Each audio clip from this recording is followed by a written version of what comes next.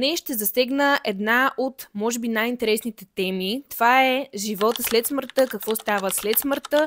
Ще ви разкажа това, което аз знам. Разбира се, то е спрямо прочетените от мен книги и точно днес ще си говорим за книгите на доктор Майкъл Нютън. Смятам, че това видео ще помогне много на хора, които се страхуват от смъртта, които се чудат какво се случва след това, които се питат има ли прераждания, няма ли прераждания, защото самата аз стигнах до такъв етап в живота си, в който ми беше изключително трудно, преживях загуба, преживях много скръб и тези книги успокоиха душата ми и ми помогнаха толкова много. Така че правя това видео за всички тези хора, които по някакъв начин информацията от книгите ще ги успокои и ще им помогне да се справят с загубата си, да се справят с страха си и ще им даде някакъв нов смисъл в живота, както се случи при мен.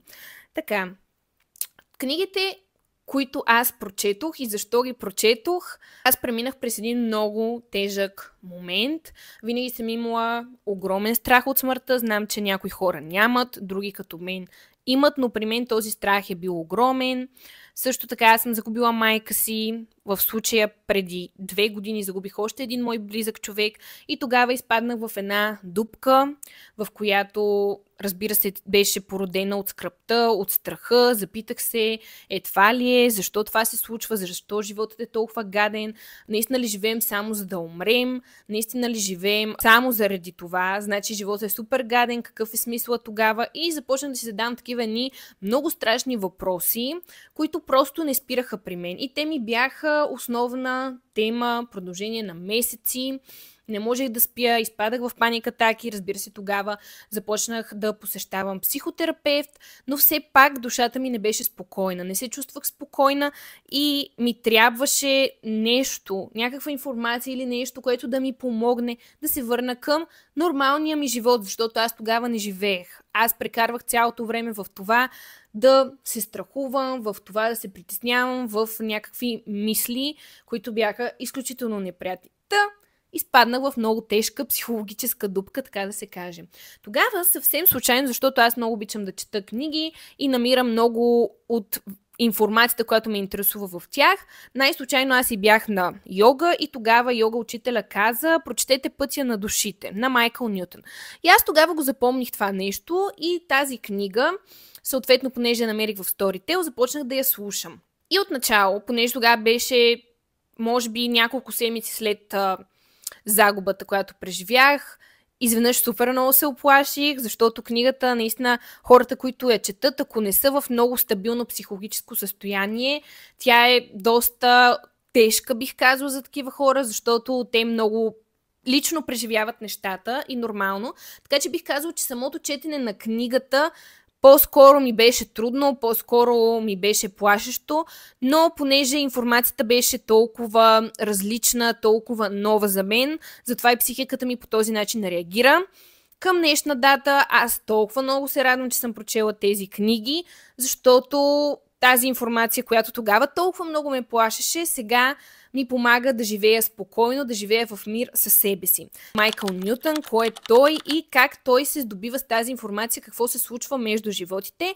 Майкъл Нютън е американски психотерапевт, който използва хипноза и така случайно, докато води сеанси, започва да разбира, че неговите пациенти, когато ги докара до състояние на свръхсъзнание, могат да се върнат не само в началото на живота си, а и между животите и в минали животи. И той започва да си записва сесиите, какво се е случило, каква информация е добил, различни разкази на хора. Така че първата книга, която той пише, това е Пътят на душите, която аз първо прочетох и в нея се описват различни случаи от неговата практика.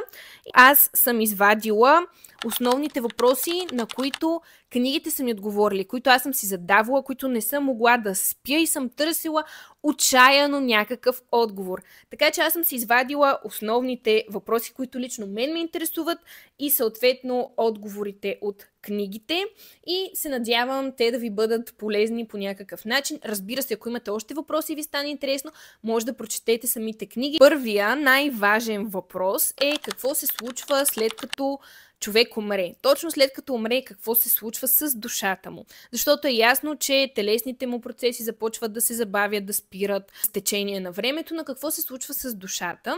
Всичко, между другото, което съм прочела в тези книги, се потвърждава от хора, които са имали преживявания близки до смъртта и от други източници, които съм чела. Какво се случва след като човек умре?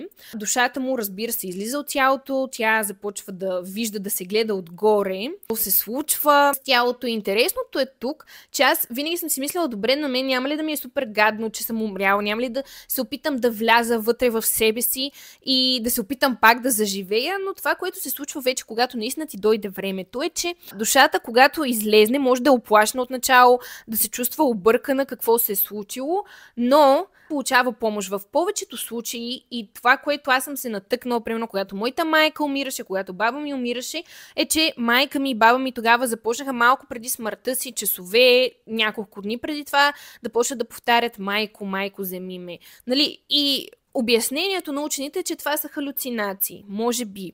Ти по принцип не умираш сам. Тоест, идва зависимост от близките ти, които са починали, други личности, в които ти вярваш, например, Исус, душите им помага някой. Тоест, когато умрат, някой ги насочва, някой им помага да преминат през този тунел или да се издигнат или да отидат там, където трябва да отидат. И тези хора вече не гледат на тялото си по същия начин, не се оприличават толкова много с тялото си, защото това, което разказват хората, които са преживяли нещо подобно, е, че това за тях е някаква обвивка просто. Е като едно пълто, което и аз лично като човек, който съм виждала умрели хора, аз не си мисля, човекът просто е заспал. Не, в този човек няма нищо. Ти виждаш една празна обвивка и изобщо не можеш да оприличиш човека на този, който е бил, докато е бил жив. Абсурд. Те спират да чувстват такава връзка с земята, с техните близки, каквато са чувствали преди това.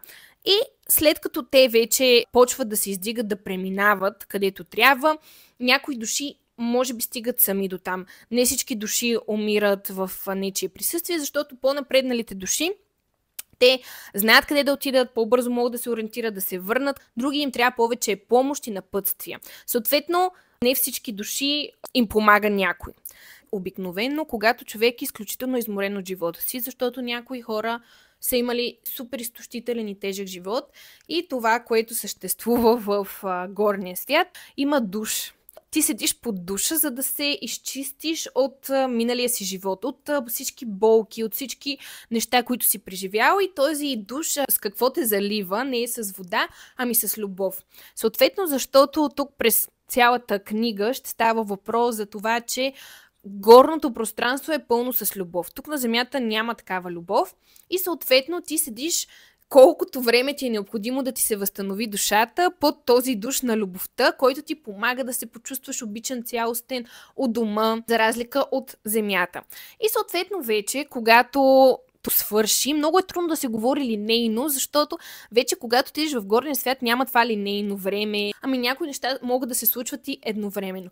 Но това, което правят душите в някои случаи е те да се върнат на земята, за да успокоят близките си. Тоест, близките им, когато скърбят, когато се чувстват зле, душите се връщат и се опитват да стигнат до тях по някакъв начин. Изпращат такива позитивни мисли, добре са. Те се опитват да успокоят по някакъв начин близките си. Следва оценка на този живот. Разбира се, от кого се прави тази оценка. Има духовни учители, има съвети, така са описани в книгата, които с тях обсъждаш какво се е случило през живота ти, изпълнил ли си мисията на душата, не си ли си изпълнил, какво те е спряло, какво се е случило изобщо и съответно следва това обсъждане на живота. Тук има нещо за самоубийството, защото аз в този момент на живота си се чувствах толкова зле и си казах, добре, какъв е смисъл? Защо просто нещата не приключат? Разбира се, не съм го обмисляла сериозно, но така си казах, добре, какво? Защо просто не излезнеш от играта? Защо просто и не си отидеш? Защо това не трябва да се прави? Тук има малко свързано си с християнското учение, че самоубийството е грях, но в случая, ако се самоубиеш, какво става? Отиваш там горе и почваш да съжаляваш. да си кажеш, аз имах тази мисия, аз имах този урок и колкото и да беше трудно, трябваше да остана, трябваше да го науча. Докато аз какво направих? Аз взех живота, аз се самоубих и съответно ще трябва пак да го уча този урок. Не успях да се справя с мисията си. Не успях да се справя с ума си, с чувствата си и ще трябва пак да го преживея. Та самата душа е много разочарована от себе си, ако се е стигнало до това нещо.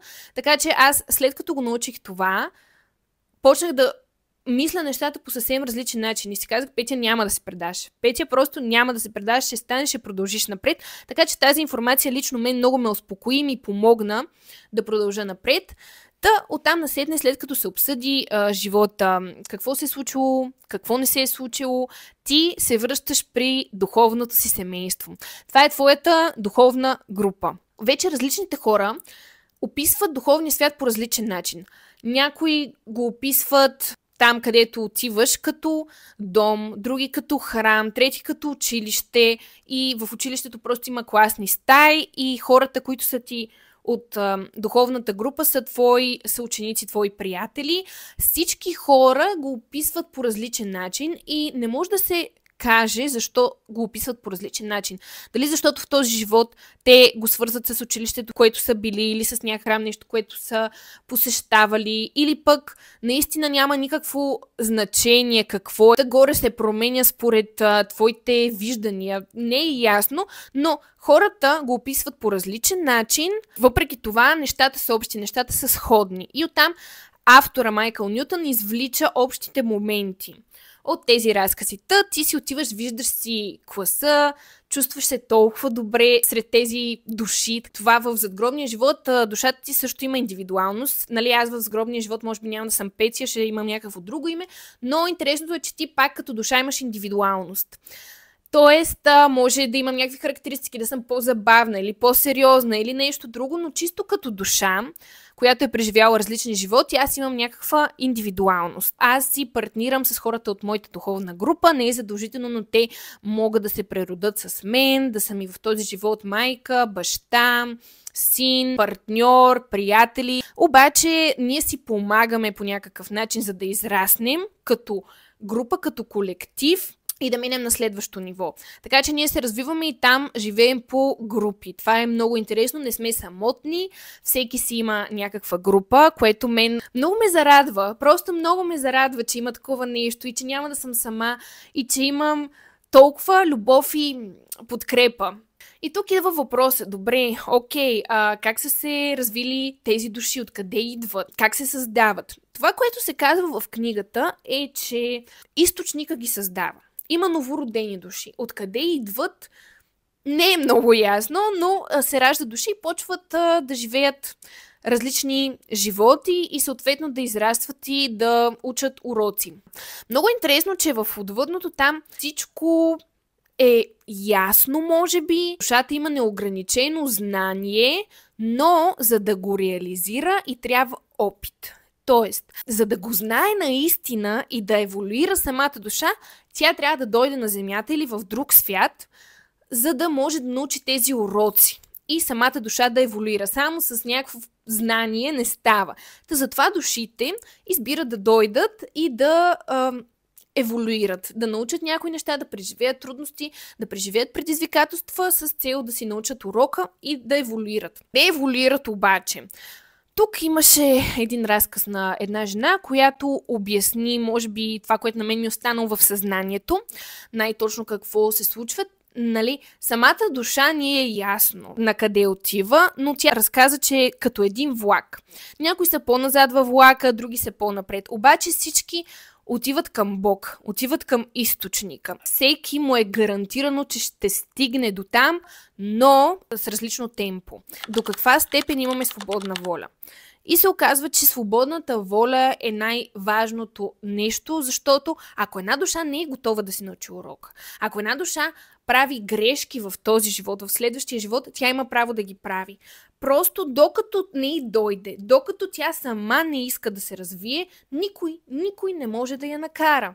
Да, ти можеш да седиш горе в пространството на любов колкото дълго искаш, но в един момент вече трябва да слезнеш. Ти можеш да живееш много различни животи, в които допускаш една и съща грешка, но все ще дойде момента, в който ти ще научиш урока си и ще минеш следващото ниво и ще почнеш да учиш други уроци.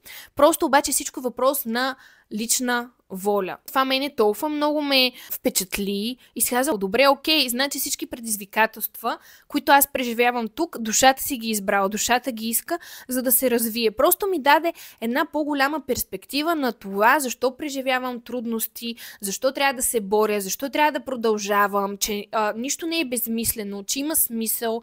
Така че на мен това толкова ми промени начина на мислене и начина на живеене за добро. И аз си казах, окей, щом е за еволюцията на душата, ще се справям, ще продължа напред. Има по-еволюирали души. Колкото си по-еволюирал, толкова по-малко имаш нужда да слизаш тук на земята. На някои хора в момента това им е един от последните животи, защото пак казахме, че нуждата да се прераждаш идва от там, че ти трябва да усвоиш някакви уроци и някакво знание. Когато вече усвоиш всички възможни уроци. Тоест, минал си през всякакви различни животи. Всеки, примерно, има живот, в който е инвалид или е ограничен по някакъв начин. Това обяснява защо има такава несправедливост на земята и защо някои хора се раждат по този начин, като инвалид или им се случва някакъв тежък инцидент. И всъщност точно тяхната душа имала нужда от това нещо, за да научи някакъв урок. Всеки човек, т.е. всяка една душа преминава през такива тежки животи. Това не бива да ни очудва. Вече когато стигнеш до това ниво, защото Майкъл Нютън описва душите от различните нива, но аз обобщавам просто, спираш да се прераждаш. Може би хора като Исус, хора като Буда, архангели, тези точно души, които спират да се прераждат. И вече какво се случва, когато спреш да се прераждаш? Ами не ми става много ясно, но се приближаваш до източника, всеки си върви напред, всеки има различни заложби, различни таланти. Това, което правят душите, докато са там горе, те пак учат и пак усвояват някакви неща, без да се прераждат и без да са в живота. Това не мога да го разбера защо го правят, но това, което ми стана ясно от книгата е, че те започват да се упражняват да създават като Бог. Нали, те имат задачи да създадат риба, да създадат земя, да създадат плаж. Това не мога да разбера защо точно го правят, но душата си има някакви занимания, душата развива някакви дарби. Друго, което правят, те могат така да си починат, като се реят над океана, като посетят земята, посетят някакви места, които са им били родно място, върнат се там като души. Душата има различни занимания, но другите занимания са свързани с нейната духовна група, с учене на уроци в класната стая. Душите не бездействат там, където са, ами си имат занимания. Когато те са готови, идват пак на земята и се прераждат. Тук става много интересно какво се случва, как душата си избира живота. Има няколко опции. Отивате с духовния учител в една зала, в която се проектират моменти от бъдещия ти живот, като не се показва всичко, но се показват някакви основни моменти. Съответно, понякога нямаш много голям избор, понякога имаш избор от 2-3 живота, т.е. да се родиш на някакво място при дадени родители и ти преглеждаш, обсъждате с учителя, избирате живот. Къде ще се родиш и какво ще правиш, какво ще се случи. Този живот е съобразен с нуждите на душата ти за развитие. И оттам насетне, вече след като си избереш този живот, какво се случва? Точно когато майка ти, която си избрала за бремене, душата трябва да влезне в бебето, което тя влиза, мисля, че между 6-тия месец и 3-та година, не винаги влиза дори преди раждането, доколкото аз съм чела в книгите. Сега вече, доколко това е вярно, аз няма как да знам. Но интересното е, че на душата е много по-лесно да излезне, т.е. при умирането душата просто е освободих се от този товар, от тази мъка, от тази болка, от това тяло, което ме ограничаваше, докато обратното, когато влиза в тялото, за да се роди, ужас! Просто душата ти е толкова гадно, трябва, нали, от нещо безкрайно голямо, свободно, чисто да се завре в някакво тяло. Просто ужас. Нали. Душата е болезнено преживяване за нея да влезне в това тяло, но както и да е, душата е трудно, защото някога пък влиза в тяло, в което не е толкова развито. Тоест, ако този живот трябва да го преживее, да научи някакви уроци, които не са свързани с интелект, тя примерно ще влезне в тяло на бебе, което мозъка му не е много развит. Качествата просто не винаги пасват на потенциала на душата. Първите няколко години, доколкото знам, душата може да се връща. До първите 3 години душата излиза, влиза в бебето, излиза, влиза, но вече в един момент тя се остава вече в бебето и не се връща и не излиза за никъде. Така че на мен това ми беше много любопитно, как се случва това самото прераждане. Добре, да, ама той има ограничено количество души, как се раждат нови хора, има все повече хора на Земята. Ами, души се създават. Не знам как да го кажа, не знам защо, но душите се създават от някъде. И другото, което е интересно, което аз научих, е, че не се прераждаш като животно. Или животно не може да бъде човек в този живот. Това, което има горе за всички хора, които имат домашни любимци, е, че те съществуват и горе, и те са си в отделни животински групи, те пак се прераждат, нали, но са отделно от хората. Твоите починали любимци, там като се качиш горе, можеш да ги видиш, можеш пак да си играеш с тях, което аз като човек, който има 2 котки, направо много се зарадвах, ама наистина супер много се зарадвах на тази информация. Така, тук още нещо има, че можеш да не се прераждаш и на този свят. Има много хора, не знам дали вие сте чували, които казват, ама аз не се чувствам добре на този свят, не съм от този свят. Възможно е, нали, душа на извънземно, т.е. от друг свят да се природи тук и да ни хареса. Като цяло се смята, че Земята е един от трудните светове за прераждане. И тук животът е труден, предизвикателствата са трудни. Ако една душа, която се преражда някъде другаде по принцип, дойде да се прероди на Земята, няма да се чувства много добре тук. Така че това също ми стана интересно. Също така може да решиш и ти да се преродиш някъде другаде, не само на Земята, в някакви други светове, но обикновено не се чувстваш добре. Като цяло хората, които идваме тук и се прераждаме тук, избираме Земята най-вече. Може да, за любопитството да отидем да се преродим някъде другаде, но избираме да се прераждаме на Земята. Има друго вярване, че примерно когато е починал прадядото, детето се преражда като негов внук, но това не е задължително, защото по принцип душата, както вече споменахме, тя търси различни опитности, търси различни животи, различни преживявания, не се преражда обикновено в същия род. Как може регресията да ни помогне? Защото аз лично не съм си правила регресия, но обмислям да си направя такава регресия, понеже аз пак казвам, имам огромен страх от смъртта, имам такива изживявания, които ме кара да се замисля, че имам някакви такива кармични уроци, които трябва да науча, и за да ги разбера по-добре бих отишла на регресия. По принцип регресията не се препоръчва просто за интерес, защото може да се случат много неприятни неща. Като примерно ти да разбереш, че в този живот няма да срещнеш духовния си партньор. Можеш много да се почувстваш мотен и зле и да ти се отключат страхове и като цяло не се препоръчва да се прави просто от интерес, а се препоръчва да се прави когато има някакъв проблем, който не може да бъде разрешен по нормален начин. Обикновено клиентите, които са отивали при Майкъл Нютън и които отиват при такива специалисти по регресия, те имат някакъв проблем, с който се опитват да се справят. Или пък се чувстват много самотни, търсят мисията в живота си. И регресията може да помогне при тези случаи. Точно за това, според мен, трябва да се използва регресията, не просто за да се търси някаква обща информация, нали, от отделния човек, или за да видиш какво си бил в другите животи, защото това, което видиш, може да почне много да ти липсва, или пък да се оплашиш, или преживееш как си умрял. Има смисъл защо се прераждаме и защо нямаме спомени. Като цяло, това, което всеки един човек може да вземе от тази информация, от четенето на тази книга е различна перспектива, успокоение на душата, колкото и страшна да е книгата по време на четенето, и тя няма как да не бъде такава предвид информацията в нея. И в по-общ план извличане на повече информация. Колкото повече знания по дадена тема, толкова по-малък е страха, така че чисто като обогатяване на живота на науката, това знание е супер важно в глобален план. И точно това е била целта на Майкъл Нютън, на някакво ограничение на информацията, и понякога, когато Майкъл Нютън задава въпрос, то не му се връща отговор, пак има някакъв контрол. Нали, не може да се разбере абсолютно всичко, може да се разбере само това, което е дадено да се разбере отгоре. Така че исках много дълго време да споделя тези неща в това видео. Така имах вътрешен стимул да го направя. Радвам се, че успях да ги споделя. Ще се радвам в коментарите да ми напишете какво ви е интересно по темата, дали се интересувате. Така че се надявам видеото да ви е било полезно и до следващия път.